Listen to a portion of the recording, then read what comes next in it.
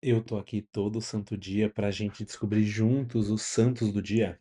Tudo bem, meus amigos? Eu sou o Thiago Lacerda, aqui da Patrono, e hoje nós temos mais um vídeo. Hoje, dia 14 de dezembro, temos mais um vídeo do Todo Santo Dia, que é essa série onde nós desbravamos juntos, destrinchamos juntos a página de hoje do Martirológio Romano. Falamos um pouco sobre alguns santos, sobre todos os santos, uns mais, outros menos, para que de algum modo, tendo conhecimento, tendo ciência desses santos, tu cria o interesse de buscar um pouco mais a história de um ou de outro, pedir intercessão de algum deles, né? Tenho certeza que muitos aqui que vão assistir esse vídeo vão se identificar, alguns com santos, outros com outros santos, com uma santa, com uma beata, porque os santos de algum modo nos escolhem e a gente precisa estar aberto a essa inspiração, a vida deles, a intercessão deles. É para isso que eu tô aqui, para a gente ver então os santos de hoje, dia 14 de dezembro. Antes da gente começar, dá o teu like, te inscreve no canal, deixa já o teu comentário do que tu espera do vídeo de hoje, se tem algum santo que tu já sabe que a gente vai falar que tá celebrado hoje. Quanto mais tu interagir, perdoem aqui, eu tô com um problema no siso, e aí tá bem ruim a fala, então eu vou dar essas travadas em alguns momentos. É, a interação de vocês ajuda a Patrono a chegar mais longe, esses vídeos a chegarem a mais pessoas e ajudar mais pessoas na sua caminhada de fé, na sua busca pela santidade. Então, hoje, dia 14 de dezembro, para mim é um dia muito caro, muito importante, porque nós temos no destaque um santo do qual eu sou muito devoto, que eu gosto muito, inclusive cuja obra me acompanha muito ao longo da minha caminhada de fé. Hoje é dia de São João da Cruz. Vamos botar o mapa e eu vou ler para vocês. Memória de São João da Cruz, presbítero da Ordem dos Carmelitas e doutor da Igreja, que, persuadido por Santa Teresa de Jesus, foi o primeiro entre os irmãos a empreender a reforma de sua ordem, por ele conseguida através de muitos trabalhos, obras e árduas tribulações. Como revelam seus escritos, buscando uma vida escondida em Cristo e deixando-se abrasar na chama do amor de Deus, subiu através da noite escura da alma ao monte de Deus. Finalmente, em Úbeda, na Andaluzia, região da Espanha, descansou no Senhor.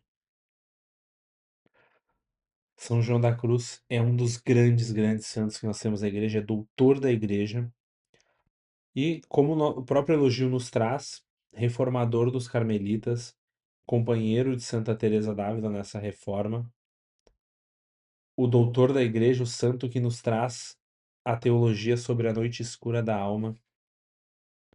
Vamos entender um pouco aqui sobre ele. São João da Cruz é espanhol, é, foi ordenado sacerdote e estudou na França. E assim que ele foi ordenado, o objetivo dele era ser cartucho da Ordem de São Bruno. Já mencionei uma vez um curso que nós temos aqui, nós tivemos aqui na Patrono, que se vocês tiverem interesse, de repente dá pra gente fazer uma nova versão ou abrir as vagas de novo do anterior, em que a gente menciona as ordens monásticas, as ordens religiosas. A Ordem dos Cartuchos tá nesse curso. São João da Cruz pretendia ser cartucho, mas antes que ele pudesse fazer os votos, a Divina Providência colocou Santa Teresa d'Ávila, Santa Teresa de Jesus, no caminho dele, e Santa Teresa é, expôs para ele, num encontro é, inusitado, digamos, aquilo que ela pretendia fazer, aquela reforma que ela pretendia fazer nas carmelitas, na ordem segunda, ou seja, no ramo feminino, obviamente, que era o ramo do qual ela participava. Santa Teresa buscava fazer uma reforma da ordem, de modo a voltar às raízes. Por quê? Porque a ordem carmelita, cuja regra remonta ao ano 1200, 1209, 1210, alguma coisa desse tipo. É, essa regra ela foi assim como, lembra, eu já falei aqui, tá? Deixa eu afastar o mapa para vocês, porque quando eu falo dessas relações, eu gosto que vocês vejam o mapa e entendam onde as coisas vão acontecendo, né? Onde as coisas têm essa relação. Eu já falei para vocês que São Bento, que trouxe, que de alguma forma revolucionou o monarquismo no Ocidente, ele aqui da Itália, foi abade de vários mosteiros. Essa ordem, essa regra tomou toda a França, boa parte dos mosteiros da França, depois toda a Europa, nos séculos ali 6, 7, e ela foi ficando laxa, ela foi ficando. Os monges foram se acostumando a ela e deixando de segui-la de algum modo. Então, é tipo vassoura nova, varre bem no início e depois vai relaxando. E aí surgem as ordens, por exemplo, de Cluny ou de Cister, que voltam às raízes.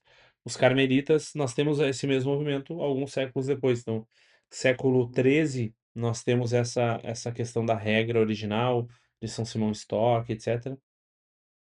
E a ordem vai relaxando. O Papa Eugênio IV, acho que em 1400 e alguma coisa, inclusive ah, re- assinou uma reformulação, um relaxamento dessa regra.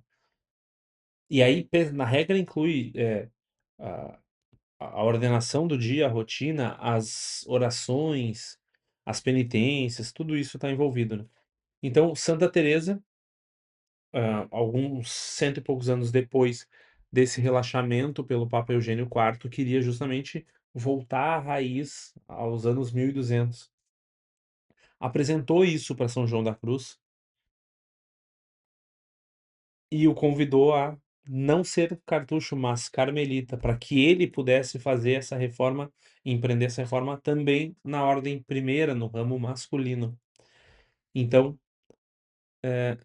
São João da Cruz seguiu a viagem dele, fez mais algum tempo, eu não sei se meses ou se fechou um ano de estudo, onde ele pretendia fazer, e depois desse período de estudo que ele já tinha programado, ele voltou a encontrar Santa Teresa, viajou com Santa Teresa para fundar os mosteiros e então ele próprio fundou um mosteiro junto com ela, adotou o nome de João da Cruz e se tornou um religioso carmelita. A partir daí ele passa a empreender a reforma. é, Lembrem o contexto, a gente já falou disso algumas vezes aqui. Tivemos. Esse é um período que termina a Idade Média, então nós temos uma sociedade se reformulando. Nós temos vindo aqui da Alemanha a heresia protestante, né? ah, no final, de certa forma, nós temos uma Europa, um catolicismo cercado na Europa, tá? Do norte nós temos a heresia protestante, mais ou menos 500 anos antes nós temos o cisma ortodoxo que vem aqui do Oriente. Na África nós temos o domínio muçulmano, que inclusive poucos séculos atrás ainda dominava toda a Península Ibérica. A própria sociedade onde São João da Cruz e Santa Teresa d'Ávila vivem é uma sociedade que ainda vive essa guerra com os mouros, que há pouco tempo, ainda, né, poucas gerações atrás, as famílias estavam sob jugo dos mouros. A própria Santa Teresa, quando criança, o sonho dela era fugir para ir guerrear com os mouros, né, com os muçulmanos. Então, é um contexto daqueles em que a Igreja Católica mais uma vez se reorganiza de modo a reorganizar inclusive a sociedade. Foi o que aconteceu no período de São Bento, que é o pós-queda do Império Romano. Foi o que aconteceu no período da Ordem Cluniacense, que é o pós-invasões normandas. Então, tudo isso, a Igreja sempre vai conduzindo o seu povo. E através de São João da Cruz e Santa Teresa isso acontece, e eles têm muito, muito. muito sucesso nisso. Eles abrem muitos mosteiros, só que, obviamente, eles estão abrindo mosteiros daquilo que foi chamado, que eles chamaram de carmelitas descalços, ou seja, um ramo da ordem dos carmelitas. Mas nós temos muitos outros mosteiros, não só na Espanha, mas em outros lugares, daqueles que hoje nós conhecemos como os não reformados, aqueles que se mantiveram no mesmo caminho que a ordem carmelita seguia antes da proposta de reforma de Santa Teresa e de São João da Cruz. E esses não ficaram muito satisfeitos. A Santa Sé mandou visitadores apostólicos, então os dominicanos, de algum modo neutros, né, ainda que as pessoas em si não fossem neutras, mas alguém de fora da ordem dos carmelitas, visitaram tanto as ordens primeiras com São João da Cruz, quanto as ordens segundas, a ordem segunda com Santa Teresa d'Ávila. E em geral, os visitadores eram, alguns mais, outros menos, mas eram favoráveis aos carmelitas descalços, viam aquilo como uma boa prática. E por outro lado, os não reformados, vendo isso, queriam fazer por si mesmo. De algum modo, queriam, apesar da igreja, queriam tomar suas decisões. A igreja estava sendo favorável aos descalços, e essa não era a opção que eles queriam. Então eles não estavam em acordo com a igreja e queriam agir. E agiram de fato. Eles prenderam São João da Cruz. São João da Cruz foi preso pelos descalços, liberto após uma intervenção do núncio apostólico, ou seja, a Santa Sé teve que intervir e de fato parar os não reformados. E esse é o período, inclusive, de prisão que São João da Cruz escreve sobre a Noite Escura da Alma. São João da Cruz, inclusive, é um grande poeta. Eu tenho um livro que é literalmente livro de cabeceira, ele fica do lado da minha cama, que é um livretinho de poemas de São João da Cruz, que é da MBC também. Desses eu não tenho nenhum equivalente, mas é um livrinho fininho, pequenininho, vale muito a pena. Nós temos, inclusive, músicas da irmã Miriam Collin aqui no Brasil que são inspiradas em São João da Cruz e Santa Teresa. Vale muito a pena ouvir, depois ler o poema, ficar com isso, meditando isso. Mas enfim, São João da Cruz, grandíssimo santo, já tomei aqui bons minutos sobre ele, porque realmente sou apaixonado por São João da Cruz. Indico profundamente que leiam as obras, que leiam os poemas, que estudem a vida, que ouçam sobre ele. Certamente no YouTube tem muita coisa disso, tá? Obviamente lá no Instagram da Patrona nós temos vídeo também sobre ele. Mas foi liberto, faleceu, acho que já com uns 30 anos de carmelita, assim, de trabalho dos carmelitas. E realmente um dos grandes santos que nós temos. Tenho certeza que vai tocar muitos de vocês. No segundo elogio, nós temos em Alexandria, no Egito, os santos Herão, Arsênio, Isidoro e Dióscoro.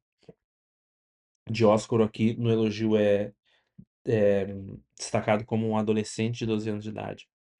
Mártires durante a perseguição do imperador Décio.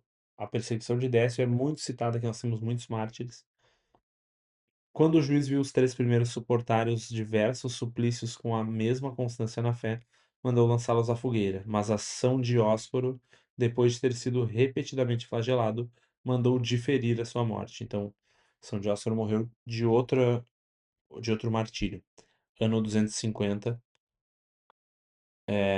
um período de muitos mártires, especialmente aqui também, mas estão ainda naquele contexto dos mártires do primeiro século, inclusive dos quais os primeiros nós temos descritos nos Atos dos Apóstolos.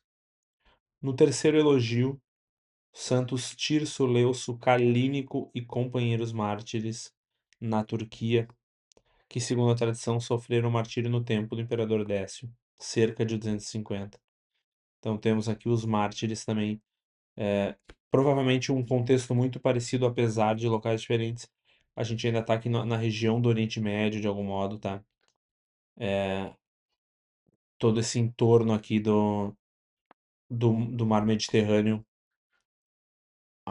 ambas, uma de cada lado da Terra Santa, digamos, né? No quarto elogio, em Antioquia, na Síria, aqui a Síria mesma região, provavelmente mesmo contexto aqui diz que é séculos 3 e 4, então estamos nessa volta. Santa Dróside, mártir que, segundo a afirmação de São João Crisóstomo, foi queimada viva. Então aqui nós já temos, diferente dos anteriores, uma santa cuja vida foi narrado por um santo. Então, certamente uma santa com um pouco mais de contexto, um pouco mais de história. Vale pesquisar o que São João Crisóstomo fala sobre ela. No quinto elogio em Ascalon, na Palestina, os santos Arésio, Promo e Elias, anos 308 ou 309, na Palestina. Seguimos aqui, ó. A gente tá. Hoje o nosso eixo tá tirando o São João da Cruz, que é de outra época e de outro local, nós estamos só aqui, né? Começamos aqui em Alexandria, fomos para a Turquia, permanecemos na Turquia, agora na Palestina, região da Palestina, né? Os santos Arésio, Promo e Elias, mártires que, partindo do Egito para a Cilícia, a fim de visitar e ajudar os confessores de Cristo na perseguição do imperador Maximino, portanto, pouco depois de Décio, foram capturados em Cesareia e, depois de lhes tirarem atrozmente os olhos e os pés, foram levados para Escalon, onde, por ordem do governador Firmiliano, consumaram o martírio. Arésio foi queimado vivo e os outros degolados. Temos aqui bastante referência histórica, tá? Governador Firmiliano, Imperador Maximino. Isso nos dá uma boa localização na história. A gente já está muito próximo, vejam, do período em que o catolicismo vai deixar de ser crime, vai ser de algum modo descriminalizado. Não sei se essa palavra faz sentido para esse contexto, mas ele não não se torna a religião do Estado, ele simplesmente deixa de ser oficialmente perseguido, mas esses martírios como esse aqui vão seguir ainda por muito tempo, infelizmente. No sexto elogio, em Pávia, na Ligúria, Itália, portanto, São Pompeu, bispo no século IV, que, tendo sucedido a São Ciro durante poucos e pacíficos anos, descansou no Senhor. Aqui, já próximo de Roma, não temos um mártir nesse período. Vejam que isso faz tanto sentido pensar no contexto que justamente a gente está numa região e período histórico onde os martírios já reduzem drasticamente. Então, o elogio nos traz isso, que São Pompeu sucedeu Ciro e durante poucos e pacíficos anos descansou no Senhor, ou seja, ele não foi martirizado e ele teve um episcopado pacífico. No sétimo elogio, na Gália Belga, a paixão de São Nicásio, bispo, que foi assassinado numa incursão de pagãos juntamente com sua irmã Eutrópia, virgem consagrada a Cristo, Florêncio, diácono e Jucundo, diante da porta da basílica que ele tinha edificado em 407. Um período que ainda precede o que de algum modo a unificação que nós tivemos sobre os francos e que trouxe um pouco de paz ali naquele período e apoiou a Igreja Católica. Então daí vai surgir inclusive o crescimento da ordem beneditina. Nós vamos ter tantos bispos santos que vão aparecer e presbíteros na França nos próximos séculos. Esse período é um pouco antes, tá? Dá para dizer que de alguma forma o princípio da evangelização em alguns pontos da França. No oitavo, elogio em Nápoles, Santo Agnello, abade do mosteiro de São Gaudioso, cerca de 596. Então, não temos mais nada sobre ele, mas temos aqui o período, né, de crescimento do- das abadias, então faz sentido que nós tenhamos um abade aqui muito próximo, inclusive, das regiões onde nasceu a regra de São Bento. Vejam que já não é um cenobita, né, já não é um abade de mosteiro, então nos mostra um pouco da consolidação, provavelmente um dos precursores da vida religiosa, das primeiras gerações de abades daquela região. Em Poitiers, São Venâncio Fortunato, bispo que escreveu as gestas de muitos santos e honrou com excelentes hinos a Santa Cruz. Depois de 600 é o ano que nós temos. E aí, diferente dos santos Nicásio, bispo, sua irmã, seu diácono e Jucundo, que nós tivemos no sétimo elogio, que foi no 407, aqui nós já temos, depois de 600, já é outro período, não foi assassinado, né, não foi martirizado, um bispo que inclusive, vejam, escreveu as gestas de muitos santos. Em geral, os grandes santos que conseguem se preocupar ou conseguem ter tempo, de algum modo, de produzir essas obras, são santos de períodos mais pacíficos, tá? No território dos Morinos, na Gália Setentrional, isso é o 10º elogio, hoje também na França, São Fulcuíno, bispo de Terouenne, 855. Já temos menos informação, já é um período em que a gente começa a ter as invasões normandas, já está muito próximo das primeiras invasões, então já temos mais turbulento. A gente vai vendo essas nuances no próprio elogio, assim, nos dizem mais, menos, santos que produziram obras, que as obras não são citadas aqui. No 11º elogio, em Orvieto, na Toscana, hoje na Úmbria, o beato Boaventura de Pistoia, presbítero da Ordem dos Servos de Maria, que movido pela pregação de São Filipe Benizzi, o ajudou a estabelecer a paz entre as facções em muitas cidades da Itália.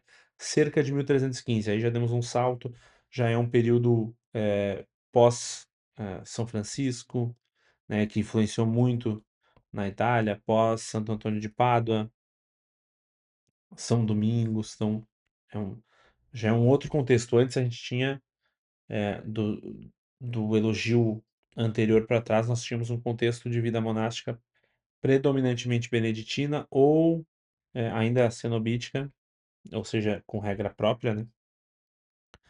E agora nós já temos um contexto de ordens religiosas mais reguladas, digamos, com mais estrutura, mais ordem. Inclusive, uma indicação: estudem o Beato Boaventura de Pistoia e aproveitem o link para estudar São Felipe Benítez. O que eu quero dizer com estudar? Pesquisa no Wikipedia. Ah, o Wikipedia é. Cara, é, usa minimamente o teu senso crítico para poder ler o que tem no Wikipedia, verificando informações para ter certeza. Não usa ele como única fonte, mas ele é muito bom para te ajudar a ter um panorama, para te ajudar a pensar os links, o que mais tu pode pesquisar, qual era o contexto. Então, ele é bom sim, obviamente tu tem que verificar as informações. Então, pesquisa no Wikipedia, eh, pesquisa até nesses sites católicos de notícias, mas eu sempre faço questão de ressaltar que eles não têm uma verificação muito boa, então às vezes eles misturam santos, eles comemoram, sei lá, esses tempos eu falei de Santo Amaro, por exemplo, eles pegam o dia de Santo Amaro tal e botam o texto de Santo Amaro outro, ou eles confundem dias com dias do calendário antigo, ou com uma devoção popular que não é a indicação, a prescrição da igreja, então vale, mas com muito mais ressalvas do que o Wikipedia, inclusive, tá? Bom, 12º elogio no Líbano. Líbano, bem pequenininho, não sei se vai aparecer o nome aqui, ó. Aparece o nome para vocês, agora eu vou afastar só para vocês saberem onde é. São Numatulácio al-Hardini, cujo nome era Yosef Kassab, presbítero da Ordem Libanesa dos Maronitas, que se dedicou aos estudos teológicos, à formação da juventude e ao trabalho pastoral, mantendo sempre um eminente espírito de oração e penitência. 1858 é um santo muito mais contemporâneo, e indico que pesquisem, porque os santos que nós temos dessa região nesse período são grandes exemplos de vida de santidade e muitos deles de vida eh, escondida, de alguma forma, de uma vida não foram santos de grandes feitos, de grande nome em vida, mas a sua santidade foi tamanha que mesmo numa vida escondida, eles foram venerados assim que morreram, inclusive. Inclusive nós tivemos, São Charbel Macluf, que não é do Líbano, mas dá pra gente associar essa região, que foi visitado pela primeira vez por um papa, cujo túmulo foi visitado pela primeira vez por um papa. É um santo que eu gosto muito, é um santo celebrado no dia do meu aniversário, ou seja, um padroeiro natalício. E é um exemplo disso que eu tô falando, tá? Desse tipo, dessa categoria, entre aspas, de santo. No 13º elogio, na Alemanha, a beata Francisca Skervier. Acho que é isso. Virgem que se dedicou com solicitude ao cuidado dos pobres, dos enfermos e dos atribulados, e fundou a Congregação das Irmãs dos Pobres de São Francisco, para acudir às necessidades dos indígenas em 1876, muito próximo a São Nimatulácio, mas, coisa de menos de 20 anos, mas certamente duas realidades muito, muito diferentes. Aqui nós temos uma Alemanha entre guerras, eh, beligerante, em queda, em ascensão, quer dizer, uma Alemanha muito tumultuada, uma questão de nacionalismo que vai surgindo aos poucos. Por outro lado, aqui nós temos toda uma questão de dominação do Império Turco-Otomano nesse período. Então, outro contexto ainda que socialmente tumultuado, mas aqui nós temos muitos povos. Aqui nós temos uma unificação em curso, quer dizer, e aqui nós não temos uma unificação exatamente, mas um subjugo estrangeiro, né? Então, outro tipo de contexto, apesar da proximidade histórica muito grande. É um período em que o mundo não é tão globalizado assim pra gente. Hoje a gente pensa, é tudo meio igual em cada lugar, a gente sabe do que acontece em todos os lugares, etc. E por último, um daqueles beatos que a gente conhece bem, 1936, em Barcelona, o beato Protásio Mengele, religioso da Ordem de São João de Deus e mártir, que durante a perseguição contra a igreja foi morto em ódio à religião, ou seja, mais um mártir da Guerra Civil Espanhola. Perfeito, meus amigos. Corremos com esses 14 elogios, porque eu queria perder um pouco de tempo ou ganhar um pouco de tempo com vocês para São João da Cruz.